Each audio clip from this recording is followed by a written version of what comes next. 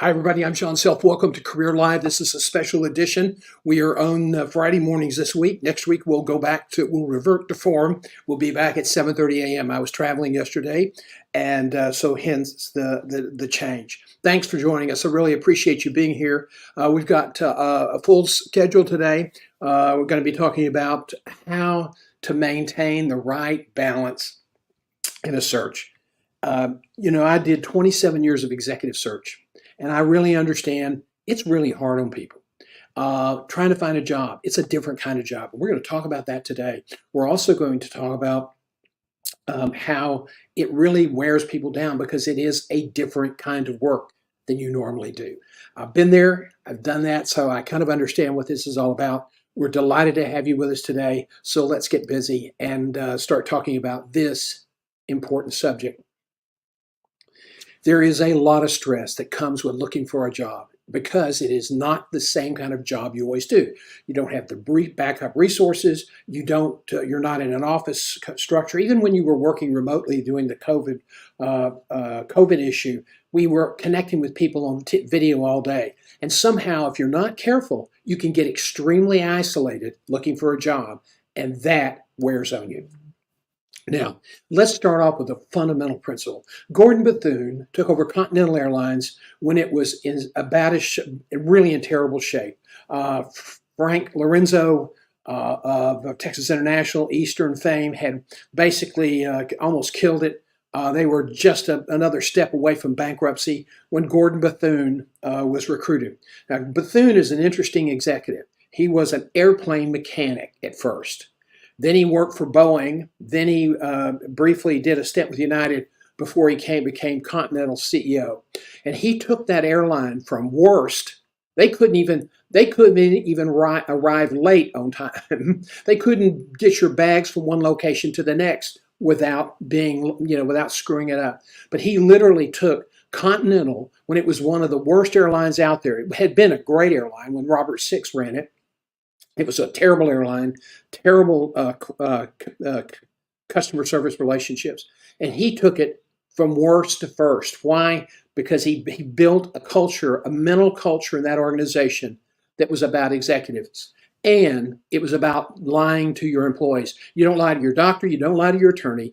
and you never ever lie to your employees. And that served him well. To this day, if you are flying with Continental and it's some older Continental flight attendants, they will talk about Gordon Bethune and, hey, we saw him at a reunion, or they speak of him in loving, respectful terms. Why? Because he treated them fairly.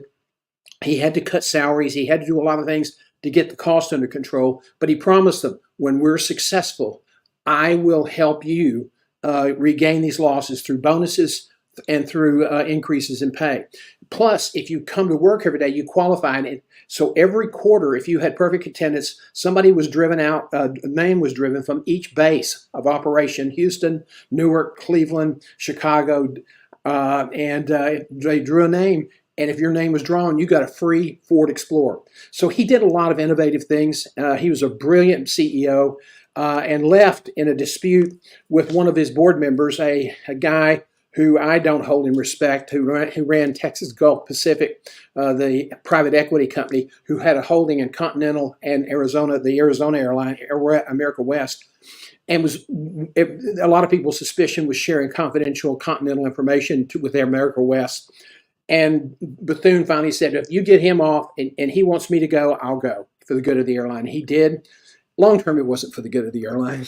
The airline didn't run as well after he left, but he was a really brilliant leader because he based it all on honesty with his employees.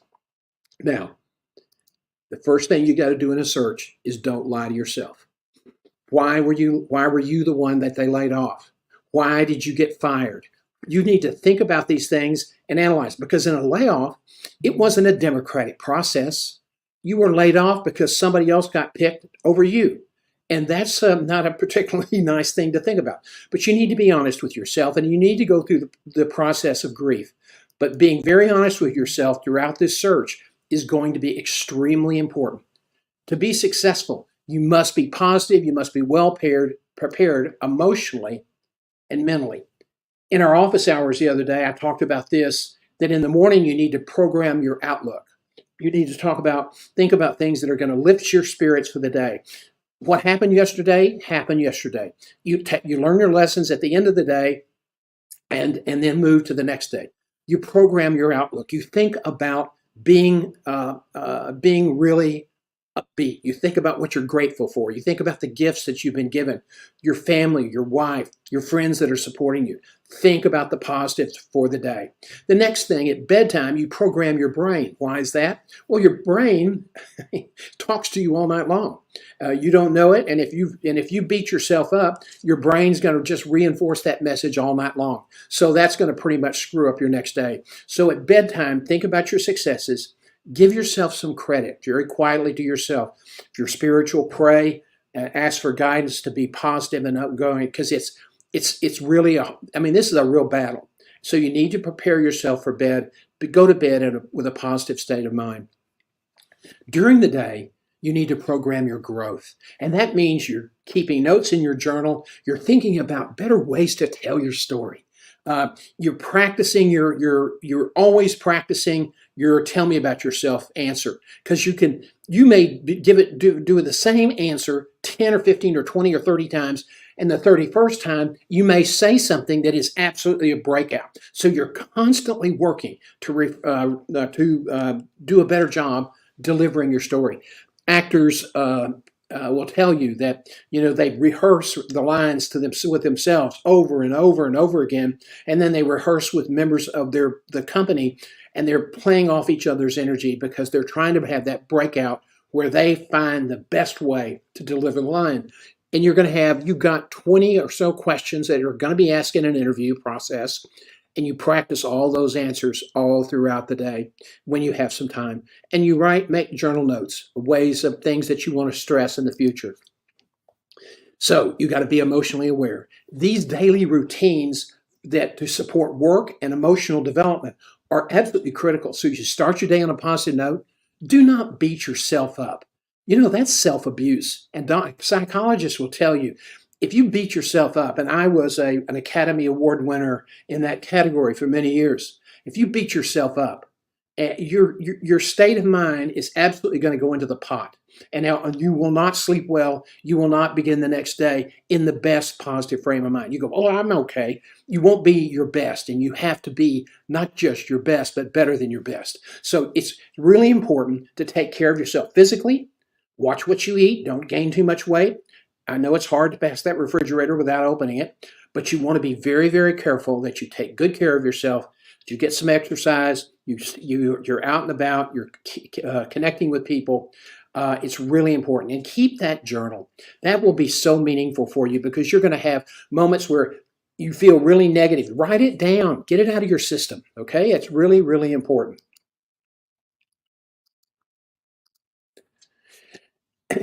But it's also more than networking. I love this quote. We talk about networking a lot, and networking is absolutely foundational for success in managing your career. But it takes more than networking to be successful. It takes the mental preparation. Now, George Clooney, when he was a young actor, he was from Hollywood royalty. Everybody knew his parents, he knew his aunt, everybody knew his name, but he couldn't get hired. Why? Because he absolutely did not have the right attitude. It was, I need a job. Can you do me a favor and give me a job? Give me a job. Okay? And until he did an attitude emotional reset, he was not successful. But when he did, he turned the corner. His reset, they have a problem. The casting people, the director, the producer, they have a problem. I am that answer. I'm the answer to their problem. That was a big change for George Clooney. And I guarantee you it's an important thing you need to keep in your mind as you are preparing for interviews and as you're going to interviews. Why? Again, searching for a job. It's not ordinary work. It's a lot harder and it's a lot more stressful. And I've seen this over 27 years. So I'm telling you right now, we talk about certain routines and certain things you need to be doing. You can't cut corners and expect to be successful. You may have been able to do it in the past, but what worked in the past won't work today. You've got to take breaks during the day because you are going to go through some up and downs. And so you need some time to rebalance. And then the big mistake that you see made is that people get selected for an interview and they want to get the job. I got to get the job. I got to go kill this interview and get the job. What you need to do at every stage of the process is get to the next stage. Okay? Do it incrementally. Don't try to grab it all at one time because you will fail. You want to balance discipline with self-awareness and don't get impatient. It's never going to move as fast as you want it to. They're never going to communicate with you like you think they should. They won't even keep their own commitments to communicate with you. So just get prepared for that and be ready to rebalance and stay level-headed and self-aware about the whole process. So, I love this quote. Confidence isn't optimism or pessimism, and it's not a character attribute. It's the expectation of a positive outcome. I am their solution. I am the solution to their problem. I am the value that they need to hire to solve this problem, to do a better job, because I can deliver exemplary performance. And when you make that commitment to yourself, don't lie to yourself. I have seen this so many times. People, they do a lot of reading, they do a lot of research, they think they're prepared, and then they just show up and answer questions. Well, preparation plus right emotional mindset is what you're looking for. But one without the other means you're going to waste that opportunity.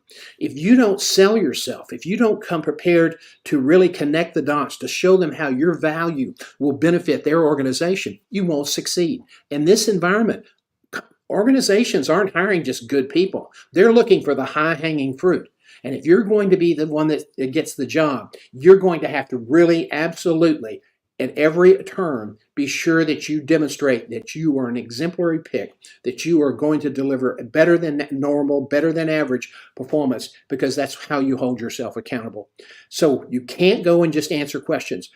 Answering questions without making any flubs, that used to be good enough. Good enough is not good enough anymore. Now, as I said, the underlying theme here is stress can become a critical issue. With intensive competition, I mean, you're going to get some rejection. You've got to be on top of your networking, you've got to be on top of your interviewing, and you've got to be on top of your mental management game.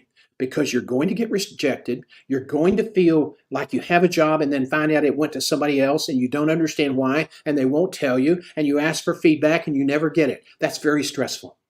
It's rejection. You don't in your normal everyday job deal with rejection as much as you will in the 8 to 14 months it's going to take you to find a job. So that's really, really important. It impacts your sleep. Not get sleeping well produces low level fatigue. That erodes self-awareness, and your emotional settings have to be in balance. This is when silly, disqualifying mistakes occur. And I have seen some lollapaloozas. I've seen people say incredible things, get mixed up on which they were tired, they were, had a hard trip for the interview, and they even used the wrong name of the employer because they weren't on top of their game. Now, that for me was not necessarily a disqualifying mistake, but usually when you make a mistake like that, other mistakes occur because then their self-awareness is rattled, their confidence is shot, and then when they know they've made the mistake, and things tend to go downhill. So you have to start with a firm foundation. Be emotionally balanced. Be self-aware. Take good care of you. Take good care of your feelings and your emotions. Get plenty of sleep. Talk about positive things before you go to sleep so that you start the end of the day with positive thoughts in your mind. Your brain will take those thoughts and program your next day while you subconsciously sleep. Now, so avoid these silly qualifying mistakes, and you do that by being exceptionally prepared. Now, I love the second quote.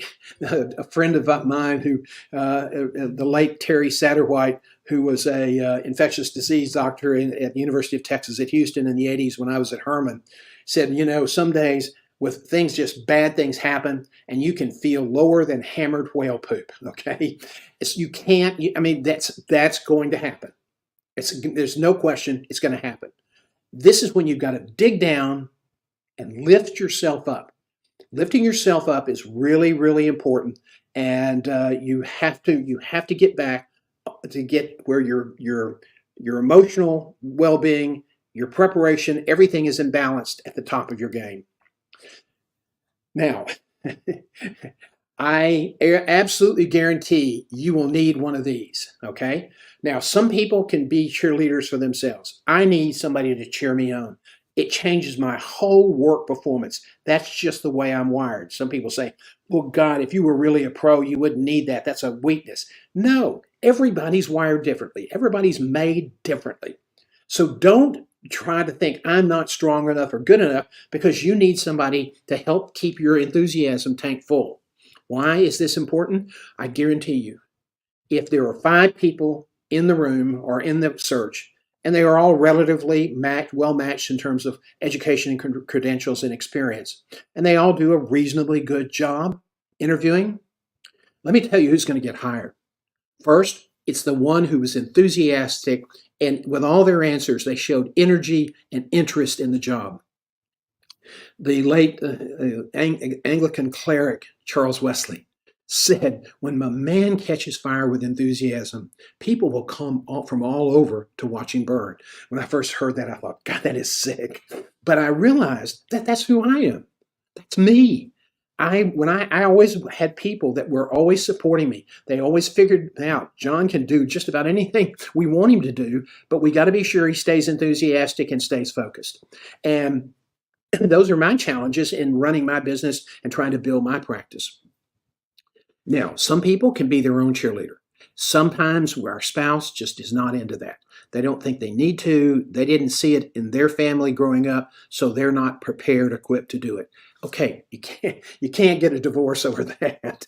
Some people have, but that's not a good idea. That can be an expensive retool. So what you have to do is you have to find someone who will cheer you on. And I've always been lucky to work for people who were really, really they were those kinds of leaders. And if you look at I can almost track and show you where my success rate, my output just went through the roof when I worked for people like that. So it's important to find a cheerleader. Now, it can be your wife, it can be a best friend, it can be a cheerleader, it can be your coach or a friend. You have to be careful with your spouse and your friends because you're going to have some bad days. And you're gonna need somebody to cheer you up, but you can't go to that pump or the same pump too often. Why? Because they get tired of hearing you're being down. I really developed a period of time when I was going through a really crappy time with one of my companies. I had a bad partner who I never should have brought into the firm, and I was so negative. And a friend of mine from Houston, who I had worked with at Herman, she said, John, don't whine. Stop whining. It's beneath you. I was embarrassed. I really was embarrassed. I felt really crappy. I felt weak and insecure. But I realized that you can only complain so much, and you have to do something about it. And so in your job search, you can't just get down all the time. And I can tell you from my earlier experiences in life that gin is not necessarily the permanent solution. It might be nice after a long week to have a martini, but you have to be very, very careful, because this process is going to take every bit of energy that you need to succeed. Again, companies aren't hiring good people. They're hiring the best people they can find. So if you're not enthusiastic, and if they don't trust you and like you, you don't have a chance. So it's important to find a community. And that's one of the reasons that I got excited about building your career community. Now, we're still early in the game, and it's slow going, and that's kind of frustrating sometimes. But I really believe in this. I believe that we can build a community where we can have energy and where we can support each other in our careers. Career management is not finding a job. It's now the process you have to use from the rest of your time to be successful. If you're just going to manage your career when you find a job, you're going to find your career diminished. Now, guys like Jamie Dimon and people who hit the top tier of their industry, they keep going because they have a lot of momentum and they have a lot of boards that maybe don't hold them accountable as they should. But I will tell you that if you are, at the making $2, $3, $4, $5, $600,000 a year, in order to sustain that, you have to manage your career very, very carefully. And so we created your career community. It's $49 a month. We give you all the support and expertise you need through community coaching, group coaching, and we also give you discounts if you need to speak on a one-on-one basis. And we'll work with you on that, because I know when you lose your job, it's really it's tough financially. A lot of companies, they're charging $6,000, $7,000, $8,000, $10,000 to help you find a job. And we have a package that, for 6 months, you pay us $500 and we do most of the work for you. The problem with that is you're not going to learn how to do it yourself.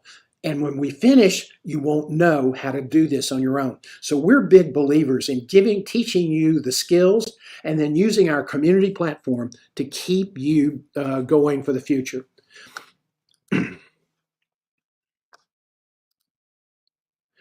If you would like to join or would like more information on our career community, go to our webpage at johngself.com. There's a little red portal button on the right-hand side, and it's called Your Career Community Gateway. Click that, and it'll take you to the page, and there'll be a video that explains what we're doing. We'd love to have you. There's no contract, and if we're not delivering the value you need, you let me know, and we'll figure out how to help you as a member of our community. And we hope that you will.